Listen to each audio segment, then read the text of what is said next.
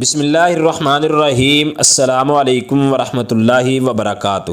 ہم نے اپنے ناظرین کے لیے سیرت النبی صلی اللہ علیہ وسلم کا سلسلہ شروع کر رکھا ہے، جس کی قسط نمبر 17 پیش خدمت ہے۔ یہاں ان چند محیر العقول واقعات جن کی اسنادی حیثیت کمزور ہے کا ذکر ضروری ہے، جو آپ کی ولادت مبارکہ سے کچھ پہلے اور وقت ولادت پیش آئے۔ اس زمن میں ایک وہ واقعہ ہے جب نیم بداری کے عالم میں آپ صلی اللہ علیہ وسلم کی پیدائش سے کچھ پہلے حضرت آمنہ درد ذہن میں مبتلا تھی۔ آپ فرماتی ہیں کہ ان کے جسم سے ایک نور نکلا جس نے تمام مشرق و مغرب کو روشن کر دیا۔ اس کے ساتھ ہی انہیں وضع حمل کی تکلیف سے نجات مل گئی۔ اس کے بعد وہ نور سمٹ کر ان کے قریب آیا اور انہیں ایسا محسوس ہوا جیسے اس مجسمے نور نے زمین سے ایک مٹھی مٹی اٹھا کر ان کی طرف بڑھائی، جو حضرت آمنہ نے اپنے ہاتھ میں لے لی، اور اس کے بعد اس نور نے اپنا رخ آسمان کی طرف کر لیا۔ حضرت عثمان بن ابی العاص رضی اللہ عنہ کی والدہ فرماتی ہیں کہ حضرت آمنہ کے وضع حمل کے وقت وہ وہاں موجود تھی اور انہوں نے وہاں سوائے نور کے کچھ اور نہ دیکھا، اور باہر ستارے زمین کے اس قدر نزدیک آ گئے تھے کہ گویا زمین پر گرنے والے ہوں۔ حضرت عبد الرحمن بن عوف رضی اللہ عنہ کی والدہ آپ صلی اللہ علیہ وسلم کی ولادت کے وقت قابلہ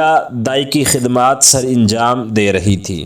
ان کا بیان ہے کہ جب حضرت صلی اللہ علیہ وسلم اپنی والدہ کے بطن سے ان کے ہاتھ میں آئے تو نو مولود کے جسم سے ایسا نور طلوع ہوا کہ جس سے سارا حجرہ اور اس کے در و دیوار چمک اٹھے۔ اس ضمن میں ایک یہودی کا واقعہ عجیب و غریب ہے۔ ہشام بن عروہ اپنے والد اور ام المومنین حضرت عائشہ صدیقہ طاہرہ رضی اللہ عنہا کے حوالے سے بیان کرتی ہیں کہ ایک یہودی مکہ میں رہ کر تجارت کرتا تھا۔ جس روز حضرت صلی اللہ علیہ وسلم کی ولادت مبارکہ ہوئی، اس روز اس نے ایک مجلس میں قریش سے پوچھا، کیا تمہیں معلوم ہے کہ کل رات تمہاری قوم میں ایک عظیم الشان بچہ پیدا ہوا ہے؟ وہ بولے، نہیں۔ تو دریافت کرنے پر معلوم ہوا کہ حضرت آمنہ بنت وہب کے بطن سے حضرت عبد المطلب کے بیٹے حضرت عبداللہ کے ہاں ایک بچہ پیدا ہوا ہے۔ اس یہودی نے قریش کے لوگوں سے کہا کہ تم مجھے وہاں چل کر وہ بچہ دکھاؤ۔ یہودی کی اس درخواست پر وہ لوگ اسے حضرت عبداللہ کے مکان تک لے گئے۔ جب آپ صلی اللہ علیہ وسلم کو اس یہودی کے سامنے لایا گیا تو لوگوں نے دیکھا کہ آپ صلی اللہ علیہ وسلم کا روئے مبارک چاند سے زیادہ روشن ہے۔ یہ نور نبوت تھا جس کے اثار اس نور کی صورت میں آپ صلی اللہ علیہ وسلم کے چہرے